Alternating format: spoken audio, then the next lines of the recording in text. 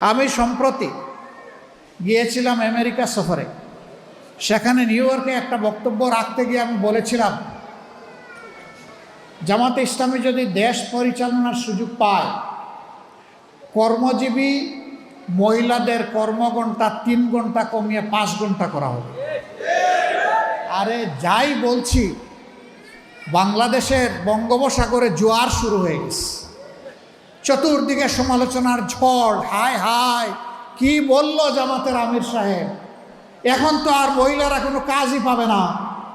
যারা বিভিন্ন কাজে নিয়োগ করবে তারা বলবে, বাবা আমার এই 5 ঘন্টা দিয়ে 8 ঘন্টার বেতন দিয়ে আমার তো পোষাবে না, আমার দরকার নাই মহিলা কর্মজীবী, মহিলা কর্মকর্তা আমার প্রয়োজন নেই। কারণ মালিক টাকা খাবে কেন?